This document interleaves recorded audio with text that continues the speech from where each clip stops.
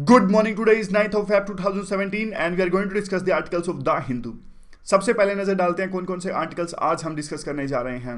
पहले जो ऊपर आर्टिकल है तमिलनाडु में हो रहे पॉलिटिकल क्राइसिस से रिलेटेड है, ये हमारे लिए महत्वपूर्ण नहीं है। नीचे का जो आर्टिकल है तालिबान का अटैक हुआ वहाँ की एक इंपॉर्टेंट लोकेशन सुप्रीम कोर्ट के पास में, तो वहाँ पे किस प्रकार से इनसिक्योरिटी पैदा हो गई है तालिबान के लगातार बढ़ते हमलों से। तो ये जो फैब्रिक है, सिक्योरिटी फैब्रिक है, काफ़ी कमज़ोर हो गया अफगानिस्तान, उससे रिलेटेड ये आर्टिकल है, इसे हम डिस्कस करेंगे। बीच का जो आर्टिकल है ये भी एक तरह से नीरज चंडोके का पॉलिटिक्स के बारे में लिखा हुआ आर्टिकल है। आप फेनोमेनन, आपकी आप पार्टी जो है उनकी आइडियोलॉजी कैसे उनका उभार हुआ, उससे रिलेटेड हमारे लिए महत्वपूर्ण नहीं है। यहाँ पे तीनों आर्टिकल्स इंपॉर्टेंट है। स्पॉइल सिस्टम, जिस प्रकार से जो सरकार के हाई लेवल पोस्ट होते हैं वहाँ पे रूलिंग पार्टी अपने ही बंदों को अपॉइंट करती है, फेवरेटिज्म चलता है। और स्पॉइल सिस्टम क्या है वो भी जानेंगे। ये आर्टिकल काफ़ी इंपॉर्टेंट है। नीचे का आर्टिकल भी इंपॉर्टेंट है। नीचे का आर्टिकल में देखिए कई बार जैसे इंस्टेबिलिटी पैदा होती है वेस्ट एशिया में, जैसे येमेन मान लीजिए या फिर आप सूडान मान लीजिए, वहाँ पे हमारी गवर्नमेंट ऑपरेशन चलाती है वहाँ पे फंसे भारतीयों को बाहर निकालने के लिए, यानी जो इवैक्यूएशन प्रोसेस होता है। तो उसमें ये आर्टिकल जो काफ़ी अच्छी रिकमेंडेशंस देता है कि किस प्रकार से फॉर्मलाइज होना चाहिए पूरा सिस्टम जो है। और जो ये आर्टिकल है एथिक्स और ऐसे के लिए काफ़ी इंपॉर्टेंट है। एंटरप्रेन्योरशिप से रिलेटेड ये आर्टिकल है। एक आर्टिकल हम डिस्कस करेंगे दैनिक ट्रिब्यून का मीडिया से रिलेटेड, वो भी काफ़ी इंपॉर्टेंट आर्टिकल है, मीडिया ट्रायल। तो लेट्स स्टार्ट। अफगानिस्तान में देखिए आप जानते हैं फिलहाल अफगानिस्तान में अशरफ घनी की गवर्नमेंट है और तालिबान वहाँ पे लगातार कोशिशें कर रहा है कि सत्ता कैप्चर करने के लिए। अभी एक आंकड़े के अनुसार में 28% एरिया ऐसा है जहाँ पे तालिबान और गवर्नमेंट की डायरेक्ट फाइट चल रही है। तो इस आर्टिकल का कंटेक्स्ट क्या है?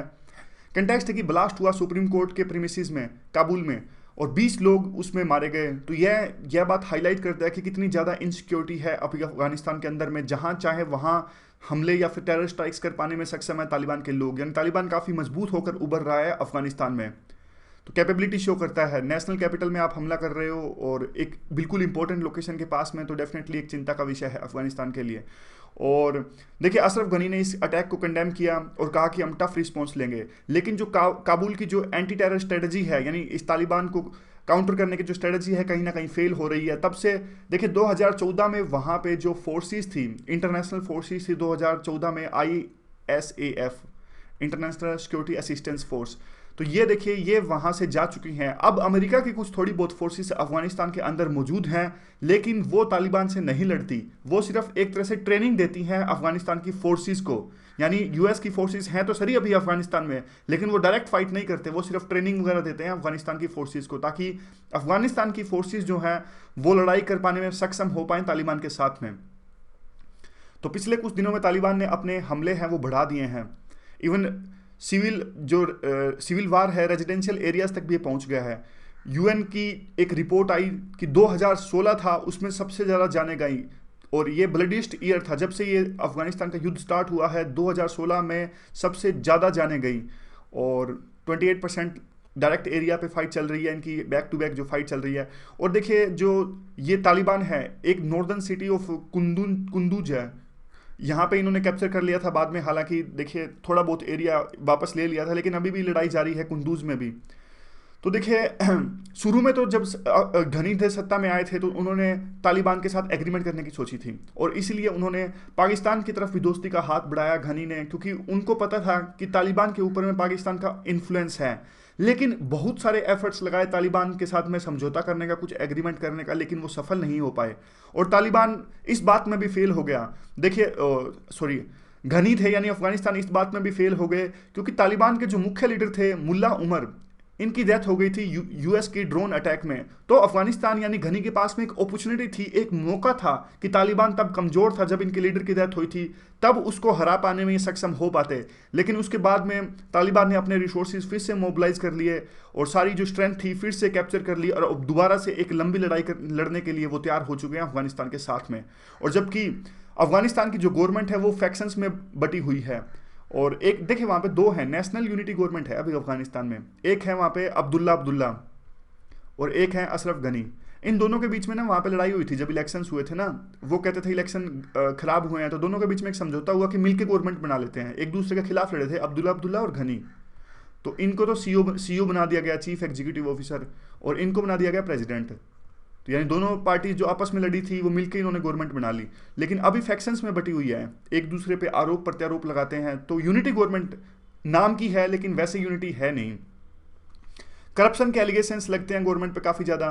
तो काबुल के लिए देखिए थ्रेट है वो बढ़ती ही जा रही है। क्यों? क्योंकि इस्लामिक स्टेट ने भी वहाँ पे अपनी प्रेजेंस जो है वो फील करवाई है। उन्होंने एक प्रोविंस जिसका नाम है विलायत खुरासन, यहाँ पे खलीफेट यानी खलीफा की घोषणा करी और कहा कि इस्लामिस्ट, यानी बता दिया कि इस्लामिस्ट जो स्टेट है वो अफगानिस्तान की धरती पर भी आ चुका है। तो वे फॉरवर्ड क्या होना चाहिए? देखिए 15 साल पुराना ये सिविल वार चल रहा है और अफगानिस्तान को अपने एडमिनिस्ट्रेशन को और ज़्यादा कैपेबल बनाना होगा, इसको मजबूती प्रदान करनी होगी, उनको एडमिनिस्ट्रेटिव रिफॉर्म्स लाने होंगे, ताकि देखिए अगर एक मजबूत गवर्नमेंट होगी तभी तो वो तालिबान से लड़ पाने में सक्षम होगी। कैसे एक कमज़ोर गवर्नमेंट जो आपस में ही, जिनमें काफ़ी सारी कमियां हैं या फिर जिसका गवर्नमेंट का खुद का फैब्रिक कमज़ोर है, कैसे वो लड़ेगी तालिबान से? तो इसलिए एक यूनाइटेड फाइट रखने की जरूरत है। काबुल को और ज़्यादा सहायता मांगनी चाहिए। यूएस और जो बाकी जो देश हैं उनसे भी काबुल को सहायता मांगनी चाहिए कि भाई हमें आप बीच में छोड़ के मत जाइए, आप हमें सहायता दीजिए ताकि हम तालिबान से लड़ सकें।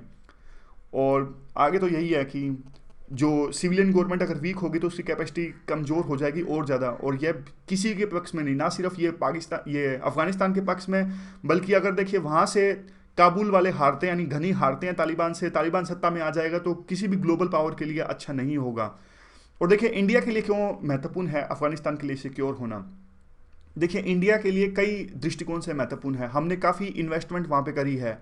इवन 2012 में तो क्वेश्चन भी आया था इस मुद्दे पर मेंस में कि इंडिया ने कौन कौन सी इन्वेस्टमेंट वहाँ पे करी है। तो हमने क्या किया है, हमने वहाँ पे एक, वहाँ की जो पार्लियामेंट है, वहाँ अफगानिस्तान की पार्लियामेंट का नाम है सोरा, हमने वो बनवाया। हमने जारांस दिलाराम हाईवे है वो बनवाया। हमने एक डैम बनवाया। डैम का नाम आप बताइए। हमने जो डैम बनवाया अफगानिस्तान के अंदर में, उसका नाम क्या है आपको ये बताना है। उसके अलावा हमने एक कोल माइंस हैं, आयरन माइंस हैं, हागीगक माइंस हैं, ये हमने काफ़ी इन्वेस्टमेंट करी है। और अफगानिस्तान हमारे लिए वैसे ही बहुत महत्वपूर्ण है। देखिए हमारे लिए इसलिए महत्वपूर्ण है क्योंकि पाकिस्तान जो है, पाकिस्तान को कंटेन करने के लिए, जैसे जो अजीत डोवल की पॉलिसी है, हालांकि ये पेपर में पता नहीं मुझे लिख सकते हैं कि नहीं लिख सकते, वैसे लिख ही सकते हैं, क्योंकि पाकिस्तान को देखिए कंटेन करने के लिए, एक प्रेशर क्रिएट करने के लिए कि हमारे अंदर वो टेरर स्ट्राइक करता है, तो वहाँ पे पाकिस्तान जैसे हमारे पे कई बार आरोप लगाता है कि जो इंडिया के बढ़ते हुए कॉन्सुलेट्स है अफगानिस्तान के अंदर, कहीं ना कहीं हमको दबा के रखने के लिए है।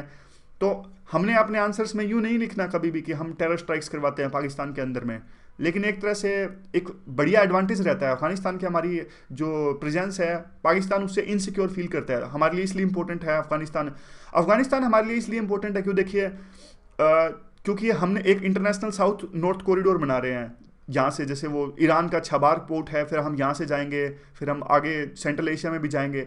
और अफगानिस्तान हमारे लिए इसलिए इंपॉर्टेंट है क्योंकि देखिए अफगानिस्तान में अगर इंस्टेबिलिटी आती है तो यहाँ पे आतंकवादियों का मान लीजिए रूल आ गया, तो फिर वो आतंकवादी यहाँ से कश्मीर में भेजेंगे, कश्मीर में हमारे अशांति पैदा हो जाएगी।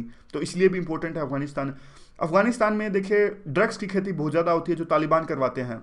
अगर तालिबान सत्ता में आ गया तो हमारे पंजाब में ड्रग्स की प्रॉब्लम आएगी। तो हर डायमेंशन आप ऐड कर लीजिए। इकोनॉमिक्स के हिसाब से हमारी इन्वेस्टमेंट है, पॉलिटिक्स के हिसाब से हम पाकिस्तान को कर्व करना चाहते हैं, रिसोर्सेज हैं वहाँ पे, तो सारी डायमेंशन से इंपॉर्टेंट है अफगानिस्तान। तो ये हो गया हमारा टॉपिक। अगले टॉपिक पे चलते हैं। उससे पहले क्वेश्चन, आपको क्रिटिकली एनालाइज करना है। क्रिटिकली एनालाइज को हिंदी में क्या कहते हैं? क्रिटिकल एनालाइज करना है आपको कि अनऑफिशियली जो स्पॉइल, हमारे देखिए पॉलिटिकल पार्टीज हैं, स्पॉइल सिस्टम वैसे हमारे यहाँ पर है नहीं। स्पॉइल सिस्टम क्या है हमें अब जानेंगे। अभी यूएस में है स्पॉइल सिस्टम, हमारे यहाँ पे स्पॉइल सिस्टम फॉर्मली नहीं है, लेकिन फिर भी पॉलिटिकल पार्टीज जो हैं स्पॉइल सिस्टम के तहत में अपने सिर्फ लॉयलिस्ट बंदों की नियुक्तियाँ करती हैं हायर लेवल पोस्ट पे जो होते हैं। तो क्या स्टेप्स हमें लिए जाने की आवश्यकता है ताकि पूरे सिस्टम में रिफॉर्म लाया जा सके और जो नियुक्तियाँ होती हैं वो ट्रांसपेरेंट ढंग से हों? तो ये कंटेक्स्ट क्या है इसका? देखिए 3 ऐसी क्रूशियल अपॉइंटमेंट्स हुई, 3 नियुक्तियां तमिलनाडु गवर्नमेंट ने की जिसको कोर्ट ने रद्द कर दिया। कौन कौन सी ऐसे 3 अपॉइंटमेंट्स हैं उनको थोड़ा ब्रीफ में डिस्कस करेंगे हम। एक आर्टिकल हमने डिस्कस किया था, आपको याद हो तो मैं जल्दी से आपको रिवाइज करवाता हूँ वो आर्टिकल। देखिए वो आर्टिकल ऐसा था कि जो वहाँ का तमिलनाडु पब्लिक सर्विस कमीशन के मेंबर्स की नियुक्तियां नहीं हुई थी 3 साल से। तो कोर्ट ने पहले तो कहा कि आप नियुक्तियां क्यों नहीं कर रहे। तो जैसे ही इलेक्शन आया, तमिलनाडु में इलेक्शन हुआ था, इलेक्शन से जस्ट पहले तमिलनाडु गवर्नमेंट ने अपॉइंटमेंट्स कर दी पब्लिक सर्विस कमीशन पे, मेंबर्स की नियुक्तियां कर दी। और उसके बाद में क्या हुआ, देखिए ये केस कोर्ट में गया। मद्रास हाई कोर्ट ने कहा कि देखिए आप ऐसे नियुक्तियां नहीं कर सकते, आपने ना तो कोई प्रोसीजर फॉलो किया, आपने सिर्फ अपने बंदों की नियुक्तियां कर दी। और जो अपॉइंटमेंट्स करी थी 10 के आसपास अपॉइंटमेंट्स थी तमिलनाडु गवर्नमेंट में, उसमें एक डिस्ट्रिक्ट जज भी थे डिस्ट्रिक्ट जज पे भी कोर्ट ने टिप्पणी करी कि ये जिस डिस्ट्रिक्ट जज की आपने नियुक्ति करी है ये तो पहले से करप्ट है, मतलब करप्ट का मतलब ये अयोग्य ठहराए गए थे, इनको एक्सटेंशन नहीं दिया गया था। तो ना इन्होंने कोई प्रोसीजर फॉलो किया, ना कोई प्रोसेस फॉलो करी, तो एक तरह से अपने बंदों को लगा दिया एक ही दिन के अंदर अंदर में। तो कोर्ट ने कहा कि देखिए कॉन्स्टिट्यूशनल अथॉरिटीज़ जो होती हैं, ये पब्लिक सर्विस कमीशन होती हैं, तो ये एक तरह से इंडिपेंडेंट काम करने चाहिए, और अगर ये काम अच्छे से नहीं करेंगे, क्योंकि इन पे तो दारोमदार है, इन पे कार्यभार है कि ये आगे सिविल सर्वेंट्स को चुनेंगे और जो या फिर जो स्टेट में जो सर्वेंट्स होते हैं उनको चुनेंगे। अगर यही करप्ट हैं यानी मेंबर्स ही करप्ट हैं, तो किस प्रकार से ये उसमें भी करप्शन, यानी जो नियुक्तियां होंगी, रिक्रूटमेंट करेंगे सिविल सर्वेंट्स की, उसमें भी धांधलेबाजी चलेगी। तो इसलिए पूरी प्रोसेस को दोबारा से स्टार्ट करो। ये पूरा आर्टिकल था पहले। अब चलते हैं अगले आर्टिकल की तरफ, ये जो आज का आर्टिकल है। अब देखिए वो केस था, उसके अलावा दो और भी ऐसे केस थे तमिलनाडु गवर्नमेंट ने अपॉइंटमेंट करी, वो भी कोर्ट ने एक तरह से रद्द कर दी। वो कौन है वो भी ब्रीफ में जान लेते हैं। तो और कौन कौन सी दो थी, देखिए तमिलनाडु गवर्नमेंट ने स्टेट कंज्यूमर फोरम प्रेसिडेंट जो कि खाली था, सेम केस देखिए वो भी खाली था, ये भी खाली था, 1.5 साल तक ये खाली था। और उसके बाद में देखिए इन्होंने क्या किया, नॉर्म्स और प्रैक्टिसेस यानी रूल्स और प्रोसीजर को पीछे छोड़ते हुए एक रिटायर्ड जज की नियुक्ति कर दी अपने हिसाब से। और वहाँ के जो चीफ जस्टिस थे मद्रास हाई कोर्ट के चीफ जस्टिस एस के कौल, उनको ये बात पसंद नहीं आई। वो नॉनसेंस बर्दाश्त करने वाले आदमी थे। उन्होंने कहा कि देखिए ऐसा नहीं चलेगा। फिर उन्होंने कहा कि आप वही बंदा अपॉइंट कीजिए जो प्रोसीजर के हिसाब से, यानी देखिए प्रोसीजर के हिसाब से राय लेनी पड़ती है मद्रास हाई कोर्ट के चीफ जस्टिस की। तो उनके कहने पे बाद में अपॉइंटमेंट वो सही हुई। तीसरी जो अपॉइंटमेंट थी वो थी कल्याणी मथिवनन की। इनकी नियुक्ति हुई, तमिलनाडु ने इनकी नियुक्ति करी Tamil Nadu commission for protection of child rights पे। अच्छा एक बात, अगर आपके दिमाग में यूं चल रहा हो तो क्या हमें इतना सब याद रखने की आवश्यकता है? नहीं, एक दो केस याद कर लीजिए। मतलब केस स्टडी के लिए एक दो केस हमेशा जरूरी होते हैं। तो करंट के केस हमेशा याद रखो। जो ये बड़े बड़े प्रोफेसर जो हमारे पेपर चेक करते हैं ना, इनको सब पता होता है, ये पढ़ते रहते हैं न्यूज़पेपर। तो एक दो कोर्स याद कर लेना। तो देखिए बता देता हूँ, ये इनकी नियुक्ति हुई Tamil Nadu commission for protection of child rights के चीफ के पोस्ट पे।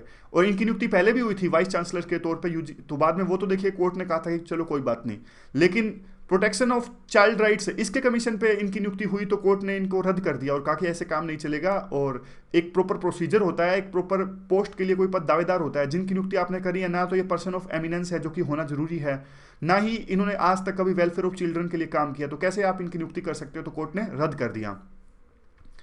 अब सबसे पहले ये आर्टिकल नंबर 320 के तहत में कॉन्स्टिट्यूशनल बॉडीज होती हैं, यूपीएससी आपको पता है, और ये सारे पब्लिक सर्विस कमीशंस हैं। तो ये एक तरह से वॉच डॉग्स होते हैं सिविल सर्वेंट्स के, ब्यूरोक्रेट्स आगे जाके जो बनते हैं।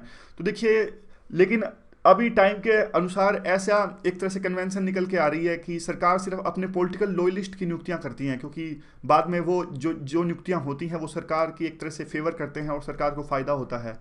लेकिन इससे जो आम आदमी है वो परेशान होता है। क्यों?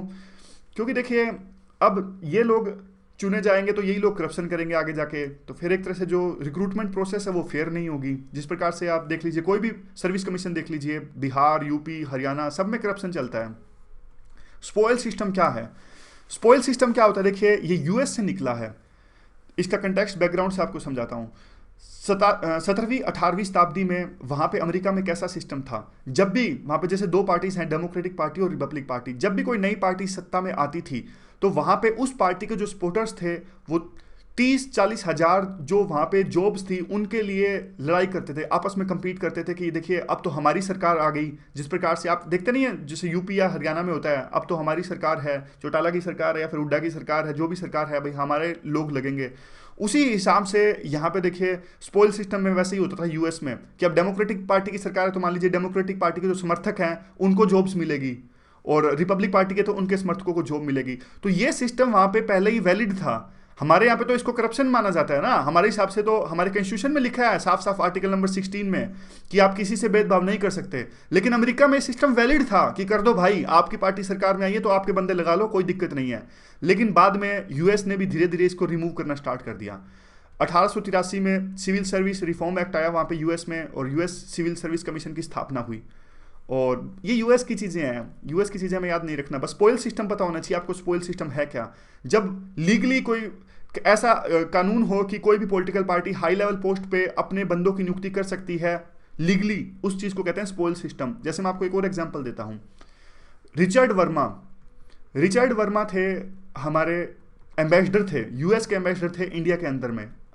अब ये कोई वहाँ पे वहां की फॉरेन सर्विस के बंदे नहीं थे रिचर्ड वर्मा जो यूएस के एम्बेसडर थे, ये डेमोक्रेटिक पार्टी के लीडर थे। तो डेमोक्रेटिक पार्टी के लीडर थे, तो अब ओबामा ने कहा कि ठीक है आप पार्टी के आदमी हो, आप इंडिया में जाइए और एम्बेसडर के तौर पे काम कीजिए। मतलब इन्होंने कोई फॉरेन सर्विस नहीं निकाली। अब जैसे एक और एग्जांपल देता हूं, ट्रंप का एग्जांपल देता हूं।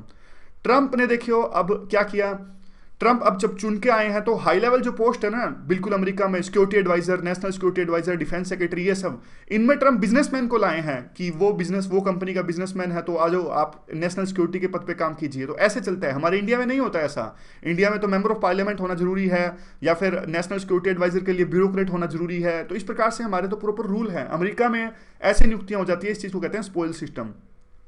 लेकिन दिक्कत यह है कि यहाँ पे इंडिया में जो होता है अनऑफिशियल स्पॉइल सिस्टम चलता है कि प्रॉपर प्रोसीजर फॉलो नहीं किया जाता, फिर भी समझ गए, अनऑफिशियल मतलब अपने बंदों को ही पार्टियां लगा देती हैं। सुप्रीम कोर्ट ने इस पर टिप्पणी भी करी थी कि बिहार गवर्नमेंट से कंसर्निंग वो केस था। सुप्रीम कोर्ट ने कहा था कि देखिए ये जो अथॉरिटीज़ हैं वो कॉन्स्टिट्यूशनल अथॉरिटीज़ हैं और ये तो स्पॉइल सिस्टम का शिकार हो रही हैं और इन पर तो दारोमदार ये है कि वो इंडिपेंडेंट और इम्पार्शियल काम करें, लेकिन ये नहीं कर पाती और पॉलिटिकल पार्टीज जो हैं इनको सीरियस नहीं लेती।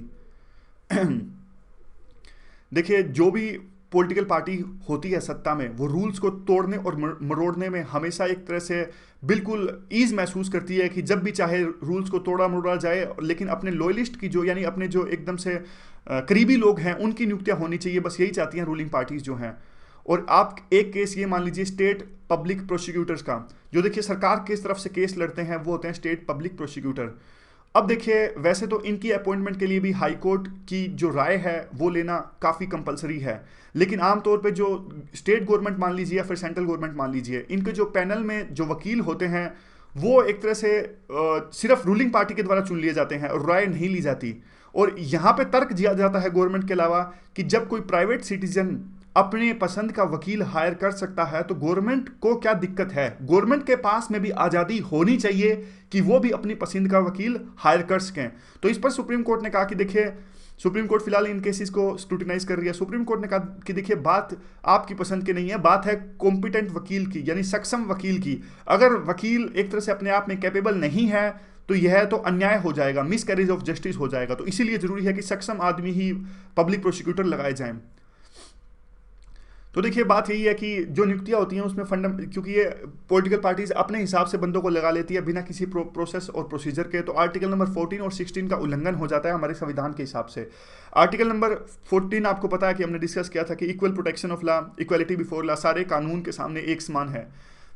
आर्टिकल नंबर 16 भी यही कहता है कि स्टेट भेदभाव नहीं कर सकता किसी से भी एम्प्लॉयमेंट में, सेक्स के आधार पर, जाति के आधार पर, धर्म के आधार पर, प्लेस ऑफ ओरिजिन के हिसाब से, काफ़ी सारी जो चीज़ें हैं, 7 चीज़ें हैं जो उसमें हैं।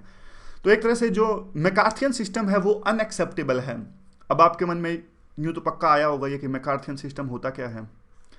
देखिए मैकार्थियन सिस्टम नहीं है, मैकार्थियन एक बंदा था, मैं बताता हूँ। ये जो मैकार्थियन था ना, ये बात है उस टाइम की 1950 से लेके 1954-56 के टाइम की बात है। यूएस में उस टाइम पे कम्युनिस्ट का डर बहुत पैदा हो गया था यूनाइटेड स्टेट्स ऑफ अमेरिका के अंदर में। तो ये मैकार्थी ना एक सीनेटर था, ये किसी पर भी आरोप लगा देता था, मतलब किसी पर भी जो इसको पसंद नहीं आता था, ये कम्युनिस्ट आदमी है, ये कम्युनिस्ट आदमी है, इसको पकड़ो, इस तरह से किस पर भी आरोप एलिगेशन लगा देता था ये, बिना किसी फैक्ट के, बिना किसी एविडेंस के। दूसरे आदमी की जो रेपुटेशन थी वो हर्ट हो जाती थी। कई बार तो उसको जो लोग थे एक शक के नज़रिए से देखने लगते थे, क्योंकि ये मैकार्थियन कह रहा है तो क्या पता सही में कम्युनिस्ट होगा। तो इसने ना, इस मैकार्थी नाम के सीनेटर ने बहुत आदमियों पर आरोप लगाया। तो इस चीज़ को आज नाम कहते हैं मैकार्थियन सिस्टम, कि बिना सोचे समझे आरोप लगा देना किसी पर भी, ये होता है मैकार्थियन सिस्टम। समझ गए? तो देखिए ये जो सिस्टम है बिना सोचे समझे किसी पर आरोप लगा देना, ये सिस्टम तो अनएक्सेप्टेबल है। फिर भी जो स्पॉइल शेयरिंग है वो भी नहीं होनी चाहिए। तो पार्टीज जो अभी सत्ता में हैं उनको जागना चाहिए, ग्राउंड रियलिटीज यानी जमीनी हकीकत को उन्हें समझना चाहिए कि ये इनकी फंडामेंटल ड्यूटी है कि पूरा सिस्टम हो उसमें एक तरह से फेयर एंड ट्रांसपेरेंट हो, ताकि सभी क्षेत्रों में हमारा देश को आगे ले जाए जा सके और डेवलपमेंट की जा सके। वो बेसिक बात जो है, वे फॉरवर्ड तो काफ़ी आसान होता है, हमें भी पता होता है, डेली डिस्कस करते हैं तो हमें पता ही होता है क्या क्या कहेगा ये आर्टिकल वाला। अगला देखिए जो आर्टिकल है, इंडिया ने जो इवैक्यूएशन किया हमारे लोगों का इनस्टेबल रीजन से, इनस्टेबल जो फॉरेन धरती है वहाँ से, वो एक तरह से अभी एडहोक रहा है और डिपेंडेंट रहा है इंडिविजुअल हीरोइक एक्शंस पे, यानी जो लोग वहाँ से निकाल कर लाते हैं उनके इंडिविजुअल एक्शंस पे डिपेंड रहता है। तो क्या स्टेप्स आप सजेस्ट करोगे कि पूरे के पूरे सिस्टम को फॉर्मलाइज किया जाए? तो यहाँ पे आर्टिकल है, थोड़ा पहले कंटेक्स्ट डिस्कस करते हैं। 26 जनवरी 1986 हम हमारा गणतंत्र दिवस बना रहे थे, तभी साउथ यमन में क्राइसिस पैदा हुए, वहाँ पे सिविल वार हुआ। सभी देशों ने अपने अपने नागरिक वहाँ से निकालने स्टार्ट किए। ब्रिटेन ने निकाले, ब्रिटेन, फ्रांस और सोवियत यूनियन, इन तीनों ने मिल के इवैक्यूएट ऑपरेशन वहाँ से किए। और इंडिया ने, हमारे पास उस समय कैपेबिलिटी नहीं थी। 850 इंडियंस हमको 1986 में निकालने थे और हमें काफ़ी वेट करना पड़ा, हमारे लोगों को वहाँ पे काफ़ी वेट करना पड़ा। एक वो दिन था, एक 30 साल बाद 2015 का दिन था, तब हमारे 5000 इंडियंस और 1000 दूसरे जो लोग थे वो हमने यमन की धरती से निकाले। यानी दूसरे देश 30 साल बाद हमसे रिक्वेस्ट कर रहे थे कि आप हमारे देशों को निकालिए। देखिए हमने कितनी कैपेबिलिटी हासिल कर ली है पूरे इवैक्यूएशन प्रोसेस में। हमने आज के टाइम में हम हमारे जो एयर इंडिया के क्राफ्ट हैं, इंडियन नेवी, ये सारे जो वेसल्स होते हैं, Indian air force C-17 global master, ये सारे हमने जो हाईटेक सुपर क्राफ्ट हैं ये भी डिप्लॉय कर दिए अपने बंदों को वहाँ से निकालने के लिए। तो एक इसका साफ साफ सिग्नल ये है कि हम बहुत ज़्यादा संवेदनशील है अपने लोगों के प्रति। अब ये बात करते हैं कि देखिए जो एफर्ट्स हमारे रहे हैं, यानी जो ये सारे हैं, अब काफ़ी साइज भी बढ़ चुका है हमारे डायस्पोरा का, वहाँ पे कॉम्प्लेक्सिटी भी बढ़ जाती है। एक थोड़ा आंकड़ा है, याद कर लीजिए आंसर में, वैल्यू एडिशन के लिए इंपॉर्टेंट आंकड़ा है ये, मतलब काम आ सकता है, याद करने वाली चीज़ है। देखिए 11 मिलियन इंडियंस जो हैं अभी बाहर रहते हैं और 20 मिलियंस ट्रैवल करते हैं इंटरनेशनली हर साल। और पॉलिटिकली इंस्टेबिलिटी रहती है वेस्ट एशियन रीजन में, तो वेस्ट एशिया रीजन में हमारे 7 मिलियन जो है भारतीय वहाँ पे काम करते हैं। तो ज़्यादा दिनों तक हम एक तरह से हीरोइक एक्शंस पे डिपेंड नहीं कर सकते इंडिविजुअल ऑफिसर्स के, तो क्विक फिक्स सॉल्यूशन पे नहीं, एक बेसिक अप्रोच होनी चाहिए कि जब भी कहीं बाहर क्राइसिस हो तो उनको कैसे बाहर निकालें। तो देखिए सबसे पहले तो मैं आपको ना शुरू में ही 9 पॉइंट्स बता देता हूँ। ये 9 पॉइंट्स पे पूरा आर्टिकल टिका हुआ है, इनको याद करना है आपको। तो आप पूछोगे क्या रट्टा मारना जरूरी है? देखिए रट्टा मारोगे तो एडवांटेज ही है, कोई नुकसान थोड़े ना है। तो 9 पॉइंट्स है, देखिए rich experience and best practices होनी चाहिए। और चलो एक बार आर्टिकल समझ लीजिए, फिर देखते हैं 9 पॉइंट, फिर आपको अच्छे से समझ में आएंगे, रिवाइज करेंगे जब अभी। तो देखिए पहला जो पॉइंट है वो ये है कि हमें एक तरह से, देखिए जो एक्सपीरियंस हम हर एक ऑपरेशन में गेन करते हैं, हमें उनसे कुछ सीखने की आवश्यकता है। बेस्ट, जब भी कोई ऑपरेशन चलाते हैं वहाँ से बेस्ट प्रैक्टिसेस जो हैं वो सीख जाएं और लेसन्स जो लर्न होते हैं कि इस ऑपरेशन में ये दिक्कत आई तो वो सीख जाएं। जिस प्रकार से देखिए आप होता है ना कि आज एक ऑपरेशन, यानी 2015 में एक ऑपरेशन हुआ, कल को देखिए 2017 में इस साल फिर से मान लीजिए कुछ हो गया यमन में, तो 2015 में जिन्होंने ऑपरेशन चलाया था तो उनके पास में जो एक्सपीरियंस है वो कहीं एक जगह पर इकट्ठा होना चाहिए ना। जिन्होंने 2015 में ऑपरेशन चलाया था तभी तो कहीं कागजों में ऐसा लिखा होना चाहिए कि भाई वहाँ पे उस बंदे से पूछ लो, वो बंदा आपका काम निकलवा सकता है। तो एक्सपीरियंस बहुत बड़ी चीज़ होती है। तो ये इसलिए एक बेसिक जो है, जो हमारी नॉलेज है, यूनिवर्सिटीज़ में ये सारी चीज़ें सिखानी चाहिए, पॉलिसी ओरिएंटेड रिसर्च होनी चाहिए यूनिवर्सिटीज़ में इन सब चीज़ों पे, और एक्सपीरियंस है एक जगह होना चाहिए ताकि यंगर ऑफिशियल्स को सिखाया जा सके। यानी 1986 में मान लीजिए हमने जो ऑपरेशन चलाया था वो आज काम आ सकता है कि उस टाइम पे क्या दिक्कतें हुई थी। सेकंड, जुगाड़ अप्रोच नहीं होनी चाहिए। जी हाँ, यही लिखा है आर्टिकल में कि जुगाड़ अप्रोच नहीं होनी चाहिए। हर एक, देखिए वैसे तो हर एक जो इवैक्यूएशन केस होता है वो यूनिक होता है, स्पेसिफिक नेचर का होता है, लोकेशन हर एक क्राइसिस की अलग अलग होती है, लेकिन एक बेसिक ब्लूप्रिंट तो हो सकता है ना। बेसिक ब्लूप्रिंट कैसे? देख, एक इंटर मिनिस्ट्रियल कमेटी है जो एक मैनुअल तैयार करे। देखिए अब ऐसा ना हो कि हर एक ऑपरेशन जब चलाना हो तो हर एक ऑपरेशन के लिए हाँ भाई गवर्नमेंट कहेगी इस ऑपरेशन के लिए तू प्रधान है, तू उप प्रधान है, ऐसे नहीं काम चलेगा। जब भी कहीं इंस्टेबिलिटी हो बाहर के देश में, एक बेसिक अप्रोच होनी चाहिए कि सबसे पहले कौन हरकत में आएगा, किसकी जिम्मेदारी है, कौन एक्शन लेगा। ऐसा ना हो कि हर एक ऑपरेशन के लिए आप अलग अलग चीज़ें कर रहे हो। बेसिक अप्रोच, एक बेसिक ब्लूप्रिंट है वो सेम होना चाहिए सबके लिए।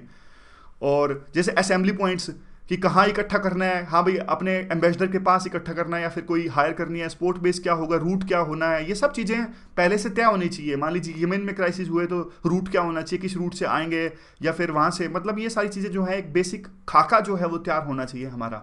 तीसरा जो पॉइंट है, कैडर जो है उसको स्पेसिफिक ट्रेनिंग देने की आवश्यकता है होलिस्टिक एनवायरनमेंट में। जैसे वहाँ पे हमारे फॉरेन डिप्लोमेट्स हैं तो उनको भी कुछ इंस्ट्रक्शंस पहले से होनी चाहिए। हमारी या तो हमारी पुलिस या फिर आर्मी उनको ट्रेन कर सकती है, हमारे इंडियन फॉरेन सर्विस के यानी जो डिप्लोमेट्स हैं उनको मतलब प्रोबेशनर्स को, यानी अब हम सब चुने जाते हैं तो मान लीजिए तो इसमें क्या होगा, हमारी ट्रेनिंग होगी तो ट्रेनिंग के दौरान ही आर्मी या हमें पुलिस इस तरह की ट्रेनिंग दे दे, मान लीजिए कि अगर ऑपरेशन चलाना हो तो आपको क्या संयम बरतना है, किस प्रकार से आपको एक्शन लेना है। और काफ़ी ज़्यादा देखिए इमरजेंसी ड्रिल्स भी होनी चाहिए टाइम टू टाइम। मतलब मोक ऑपरेशंस होने चाहिए, रैपिड रिएक्शन टीम है वो तैयार होनी चाहिए। तीसरे पॉइंट के अंदर पॉइंट है ये, मतलब जिसमें हमारी कैपेबिलिटी बढ़ाने की बात है, ये पॉइंट है। स्पेसिफिक ट्रेनिंग देने की बात है, उसके अंदर ये एग्जांपल्स हैं। इसमें क्या है, पॉइंट्स हैं, पॉइंट्स के बाद में एग्जांपल्स हैं, ये सारे पॉइंट्स हैं। जैसे तीसरा पॉइंट हम डिस्कस करें स्पेसिफिक ट्रेनिंग, अब लेकिन पॉइंट्स के अंदर में समझाया गया है अच्छे से इस आर्टिकल में, तो अच्छा आर्टिकल ये है। तो अब देखिए उसके बाद में क्या है, चौथा जो पॉइंट है, चौथा पॉइंट कहता है कि देखिए कि हमें बाकी जो फ्रेंडली गवर्नमेंट्स हैं उनके साथ में भी मिलकर काम करना चाहिए। जैसे अब देखिए वेस्ट एशिया में है, वेस्ट एशिया में सऊदी अरब, यूएई, इनमें तो इनके लोग भी बहुत गए हुए हैं ना, नेपाल के, बांग्लादेश के, श्रीलंका के, तो इनके साथ मिलके काम करना चाहिए। मिलके तो क्या मतलब, ये हमको ही कहेंगे कि आप हमारे लोग भी निकलवा लाइए, लेकिन इनके साथ मिलके काम करेंगे तो कम से कम ज़्यादा अच्छा ही रहेगा ना। इनके लोग हम वहाँ से निकाल के लाएंगे तो हमारा जो इनके साथ में रिलेशन है और ज़्यादा अच्छे होंगे। पांचवा जो पॉइंट है वो ये है कि देखिए ग्रेटर रोल देने की आवश्यकता है हमारे जो आर्म्ड फोर्सेस हैं, यानी नेवी या फिर एयरफोर्स, इनको भी एक तरह से मिलके काम करने की आवश्यकता है। सिविल और मिलिट्री कोऑर्डिनेशन की आवश्यकता है, ताकि देखिए क्योंकि वहाँ पे निकाल के तो मिलिट्री वाले लाएंगे, तो मिलिट्री वाले लाएंगे तो उनको काम करना है हमारे ब्यूरोक्रेट्स के साथ में, डिफेंस ऑफिशियल्स के साथ में, जो एक्सटर्नल मिलिट्री अफेयर है, हमारी मिनिस्ट्री है, उनके साथ में। तो एक तरह से कोऑर्डिनेशन अच्छा होना चाहिए। आईडीएस है जो इंटीग्रेटेड डिफेंस स्टाफ है, वो एक तरह से सिंक्रोनाइजेशन इस्टेब्लिश करने में मदद कर सकता है। छठा जो पॉइंट है, रिडंडेंसीज मिनिमाइज होनी चाहिए। कैसे कि देखिए अगर कोई क्राइसिस होती है, ऐसा ना हो कि रा जो है वो भी कुछ ना कुछ मेहनत कर रही है, फिर सेम चीज़ पे मेहनत कर रही है हमारी एक्सटर्नल अफेयर जो मिनिस्ट्री है, सेम चीज़ पे मेहनत कर रही है जो हमारी मिलिट्री है, ऐसे ना हो। मिलके काम करें और रिडंडेंसी ना हो, रिपीटिशन ना हो। अगर ये काम रा ने कर दिया तो वो ऐसा ना हो कि वो उसी काम में ये मेहनत कर रहे हैं, उसी टाइम भी खराब हो रहा है, पैसा भी खराब हो रहा है। तो रिडंडेंसीज नहीं होनी चाहिए। स्टेट गवर्नमेंट्स को भी एक रीजनल अप्रोच बनाए जाने की आवश्यकता है। और सातवें पॉइंट में क्या है, देखिए इन्फ्लेशन यानी खर्चा बहुत ज़्यादा ना हो और डिले बहुत ज़्यादा ना हो, इसलिए एक तरह से एक permanent civil reserves air fleet का यानी एयरक्राफ्ट का रखना चाहिए इन तरह के लिए, और हमारी इंडियन एयरलाइन से, ताकि बाद में जो है स्पॉन्टेनियस खर्चा ज़्यादा ना हो और इन्फ्लेशन यानी डिले ज़्यादा ना हो। काफ़ी टाइम हो जाता है, जैसे एयरक्राफ्ट ना मिले मान लीजिए ज़रूरत में, तो क्या कितनी दिक्कत होगी देखिए। आठवां जो पॉइंट है, नई टेक्नोलॉजीज़ को भी इन्वेस्ट करने की आवश्यकता है। देखिए अब वहाँ पे सारे डायस्पोरा को एक साथ एकजुट करना, वहाँ से इवैक्यूएट करने के लिए कितनी मुश्किल प्रोसेस है। तो सारे डायस्पोरा की प्रोफाइल हमारे पास में होनी चाहिए, उनका डेटा हमारे पास में होनी चाहिए, उनकी मोबिलिटी की खबर हमारे पास में होनी चाहिए। तो उनको जोड़ दो, देखिए आधार कार्ड से जोड़ दो, आधार कार्ड कंपलसरी होना चाहिए। आधार कार्ड तो आजकल सब चीज़ में कंपलसरी है, कुछ भी सोल्यूशन लिखना हो आप आधार कार्ड तो ज़रूरी लिख दो। चलिए आधार कार्ड होना चाहिए, बायोमेट्रिक आइडेंटिटी वेरिफिकेशन होनी चाहिए, तो ताकि फ्रॉड ना हो इस पूरी चीज़ में। फाइनली 9वां पॉइंट जो है, हमें हमारे जो एफर्ट्स हैं वो एक्सपेंड करने की आवश्यकता है। पब्लिक ओपिनियन भी मैनेज होनी चाहिए अच्छे से। कैसे, देखिए पब्लिक ओपिनियन काफ़ी महत्वपूर्ण है। मान लीजिए कई बार क्या होता है, जब जैसे हमारी नर्सिस थी, 39 नर्सिस थी केरला की, और ये इराक लीबिया दोनों में से कहीं क्राइसिस हुए थे, वहाँ पे ये रह गई थी, इराक की बात है शायद ये। तो वहाँ पे देखिए पब्लिक ओपिनियन काफ़ी ज़्यादा, हमारे जो हम भारतीय जो हैं काफ़ी इमोशनल है एक तरह से, तो सरकार पे काफ़ी प्रेशर आ जाता है। लेकिन आराम से ऑपरेशन चलाएंगे तो वो कई बार अच्छे ऑपरेशन चलते हैं, लेकिन पब्लिक प्रेशर जब काफ़ी ज़्यादा हो जाता है, इमोशनल लोग होते हैं, तो सरकार अच्छे से काम नहीं कर पाती। तो पब्लिक ओपिनियन को मैनेज करना भी आना चाहिए। और कई बार ये भी आरोप लगता है, देखिए हमारे जो बंदे हैं, जैसे कई बार पब्लिक इंडियन, जैसे कुवैत की बात थी, तो लोग कहते थे कि वहाँ पे देखिए वो तो ऐसे लोग हैं जो इंडिया को छोड़ के वहाँ पे बसे हुए हैं। तो सरकार को दोनों चीज़ों के बीच में डिफरेंस करना आना चाहिए। कौन कौन से दोनों, एक तो इंडियन लोग, यानी एक तो सिटीजन वो इंडिया के ही हैं लेकिन फिलहाल काम कर रहे हैं अभी दूसरे देशों में, उनको इवैक्यूएट करके लाना। एक ऐसे लोग जो वहाँ के सिटीजन हैं लेकिन ओरिजिन उनका इंडिया है, हमारे ऐसे जैसे उनके बाप दादा कहीं कभी इंडिया के रहे होंगे, हम उनको इवैक्यूएट करें या फिर इनको, पहले प्रायोरिटी क्या हो, क्या करना चाहिए हमें उन लोगों को इवैक्यूएट जो सिटीजन सिर्फ इंडियन ओरिजिन के हों और इंडिया के सिटीजन ना हो। तो इन सब मामलों में हमें ओपिनियन मैनेज करना आना चाहिए। क्रक्स क्या है पूरे आर्टिकल का, अब ये 9 पॉइंट्स में पूरा आर्टिकल का कंक्लूजन है, कंक्लूजन नहीं मतलब रिवीजन है एक तरह का। ये देखिए बेस्ट प्रैक्टिसेस का पता होना चाहिए, पहला पॉइंट हमारा था। दूसरा पॉइंट, बेसिक ब्लूप्रिंट तैयार होना चाहिए, स्पेसिफिक ट्रेनिंग होनी चाहिए आईएफएस ऑफिसर्स की, और फ्रेंडली कंट्री जैसे नेपाल, भूटान, बांग्लादेश, इनके मिल के साथ काम करना है। सिविल मिलिट्री कोऑर्डिनेशन होना चाहिए, और रिडंडेंसीज नहीं होनी चाहिए, डिफरेंट मिनिस्ट्रीज ऐसे ना हो कि सेम काम करें। परमानेंट सिविल सर्विस का यानी एक एयर फ्लीट जो है वो फिक्स होना चाहिए इस काम के लिए, ताकि डिले ना हो। डायस्पोरा की मोबिलिटी यानी पूरा टेक्नोलॉजी का यूज़ करके इनकी प्रोफाइल डेटा हमारे पास में होना चाहिए। पब्लिक ओपिनियन को मैनेज करके करना आना चाहिए। 7 पॉइंट्स है, 9 पॉइंट्स है, 9 रिकमेंडेशंस हैं, बिल्कुल याद कर लीजिए। जब भी इससे रिलेटेड कोई क्वेश्चन आए 10 में से 10 मार्क्स, आप कहोगे 10 मार्क्स का तो होता नहीं, 12.5 मार्क्स का होता है। 12.5 मार्क्स कौन देगा हमें, 6-7 मिल जाए वही बहुत है। चलिए अगला जो क्वेश्चन है वो एथिक्स से रिलेटेड है, काफ़ी बढ़िया और इंटरेस्टिंग है। Social responsibility can be part of a organisation DNA and not just an after thought of a stunt. ये कहते हैं कि देखिए सोशल रिस्पॉन्सिबिलिटी है वो सिर्फ ऐसा नहीं कि आपका फायदा हो गया उसके बाद में आप जो कॉर्पोरेट सोशल रिस्पॉन्सिबिलिटी है वो कर रहे हो, यानी काम के साथ साथ भी आप सोशल रिस्पॉन्सिबिलिटी आपकी चलती रहनी चाहिए, कंपनीज का यह उत्तरदायित्व बनता है। तो ये क्या आर्टिकल है, इस आर्टिकल के स्टार्टिंग में बहुत ज़्यादा इंस्पिरेशनल लाइंस लिखी हुई हैं, तो वो लाइंस मैं आपको बताता हूँ क्या लिखा है इस आर्टिकल के पक्ष में। किसी भी जिंदगी में आदमी के 2 दिन सबसे ज़्यादा महत्वपूर्ण होते हैं। एक, जब आदमी का जन्म होता है। दूसरा, आप बताइए दूसरा दिन सबसे महत्वपूर्ण कौन सा होता है आदमी के जीवन में?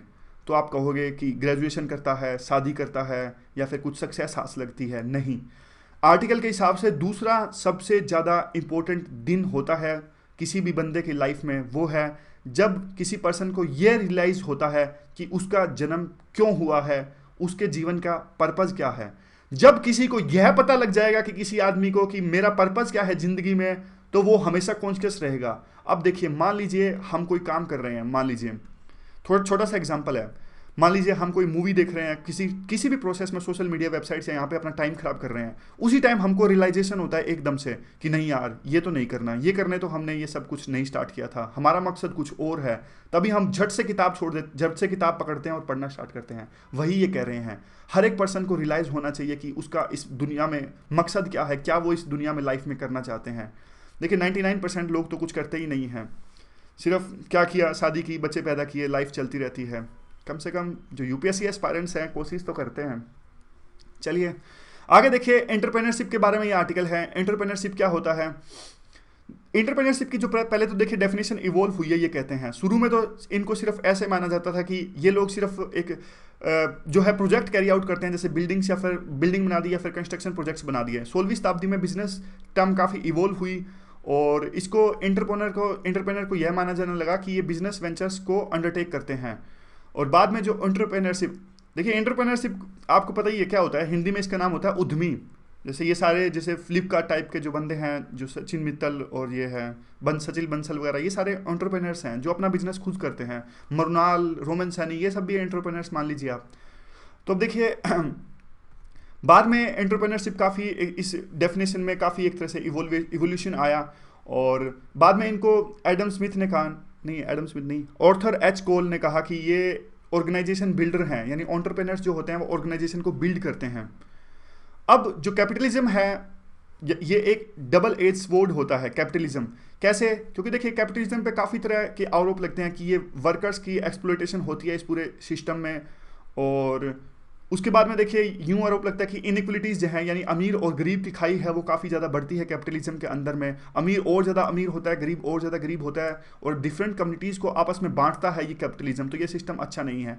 आमतौर पे देखिए कैपिटलिज्म से रिलेटेड जो इंटेलेक्चुअल केस था, यानी जो इंटेलेक्चुअल लोग थे वो कैपिटलिज्म के बारे में ये कहते थे कि इसमें तो सिर्फ देखिए जो लोग होते हैं सिर्फ बिजनेस इसलिए क्रिएट करते हैं कि उनका सेल्फ इंटरेस्ट सर्व हो जाए।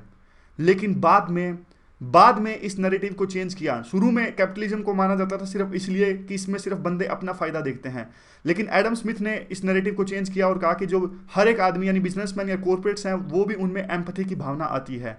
एथिक्स की इंपॉर्टेंट टर्म है एम्पैथी। एम्पैथी आपको बताता हूं मैं क्या है। एम्पैथी देखिए ये चीज होती है कि जब हम किसी दूसरे के बूट में रख के दूसरे के बूट में अपने पैरों को रख के दूसरे की भावनाओं को समझने की कोशिश करते हैं, वो होती है एम्पैथी। जैसे बताता हूं मैं, छोटा सा एग्जांपल लेते हैं। मान लीजिए आप किसको कहते हो, आप मान लीजिए मरुनाल को कहते हो कि मरुनाल ये वीडियो बना दो, ये नोट्स दे दो। तो देखिए अगर लेकिन आप उसके नज़रिए से सोचोगे, मरुनाल के नज़रिए से, कि उसके पास में बिल्कुल भी टाइम नहीं है, कैसे ये सब चीज़ें, समझ गए ना? मतलब आप दूसरे की तरह सोच रहे हो कि इस पे क्या बीत रही होगी, बिल्कुल उसकी जगह रख के अपने आप को सोचना चीज़ों को, वो होती है एम्पैथी। काफ़ी सारे एग्जांपल्स देके डिस्कस कर सकते हैं ये टर्म एम्पैथी जो होती है। यानी देखिए दूसरा एक एग्जांपल देता हूँ आसान सा, अच्छे से आपको पता लग जाएगा एम्पैथी क्या होती है। देखिए एक तो हम हैं, किसी बंदे को कैंसर हुआ है, उसको यूं कह रहे हैं, सिंपैथी दे रहे हैं बस सिर्फ, कि उसको कह रहे हैं कि हाँ यार बहुत बुरा हुआ तुम्हारे साथ में। एक तो सिंपल ये है। एम्पैथी वो होती है उसके दर्द को समझना, कि जिसको कैंसर होता है, कि मान लीजिए आपको भी मतलब भगवान ना करे किसी को भी कैंसर हो, लेकिन बाय चांस दूसरा बंदा जिसको पहले कैंसर हुआ है वही असली दर्द समझ सकता है उस बंदे को जिसको कैंसर हुआ है। उसके बूट में अपने पैरों को रख के समझना कि इसने कैसा फील किया है। तो आगे चलते हैं, इसमें क्या है। देखिए कॉर्पोरेट वर्ल्ड की जो वैल्यूज़ हैं काफ़ी डिसफंक्शन है, डिसअफेक्शन है। और क्यों? क्योंकि देखिए जो हायर कॉर्पोरेट वर्ल्ड में जो हायर लेवल पे जो ऑफिशियल्स होते हैं, कई बार सिर्फ वो अपना फ़ायदा देखते हैं। अपने फ़ायदे के लिए वो कंपनी का और उनके कंपनी के स्टेक होल्डर्स का, यानी कंपनी में जिसका पैसा लगा है उसका भारी नुकसान करवा बैठते हैं। और चाहे आप जो जनरल इलेक्ट्रिक का केस ले लीजिए, या फिर काफ़ी सारे जनरल मोटर्स, सीयर्स, इनकी बैंकरप्सी हो गई सिर्फ इसलिए क्योंकि इनके जो हायर ऑफिशियल्स थे, इनके हायर पद पे जो बंदे बैठे थे, इन्होंने सिर्फ अपना फ़ायदा देखा। और प्रॉफिट मैक्सिमाइजेशन का जो मिथ है वो कहाँ से आता है? ये एक तो देखिए यूँ कहते हैं कि ह्यूमन नेचर ऐसा है कि वो सिर्फ अपना फ़ायदा देखता है। दूसरा कि बिजनेस, लोगों को पता नहीं लगता, लोगों को यूँ लगता है कि बिजनेस की सक्सेस सिर्फ इस बात से रिलेटेड है कि सिर्फ प्रॉफिट हो जाए, लेकिन नहीं, बिजनेस सिर्फ प्रॉफिट से रिलेटेड नहीं है, बिजनेस कम्युनिटी वैल्यूज से रिलेटेड भी है। इस बात को विस्तार से डिस्कस किया है इस आर्टिकल में। देखिए प्रॉफिट तो जरूरी है किसी भी बिजनेस के लिए, यह बात तो माननी पड़ेगी, लेकिन जो सारे बंदे सफल हुए हैं सिर्फ प्रॉफिट कमाने के लिए सफल नहीं हुए। प्रॉफिट तो हो गया, उनका मकसद कुछ और था, वो इसलिए इंस्पायर हुए, वो सोसाइटी के लिए कुछ करना चाहते थे, जो ज़्यादातर जो सफल बिजनेसमैन है, लेकिन ऐसा करते करते उनको फ़ायदा हो गया। एग्जाम्पल देते हैं बिल गेट्स का। बिल गेट्स ने माइक्रोसॉफ्ट इसलिए स्टार्ट नहीं की थी कि वो दुनिया के सबसे अमीर आदमी बन जाए, लेकिन बाय चांस वो तो देखिए उन्होंने एक अमीर बन गए पूरी प्रोसेस में। उनकी कोशिश ये थे कि एक ऐसे प्रोडक्ट का निर्माण किया जाए जिससे लोगों की जो जीवन है आसान हो जाए। तो उसी चक्कर में उन्होंने अपने पैशन को फॉलो किया और वो अमीर बन गए, दुनिया के सबसे अमीर आदमी बन गए।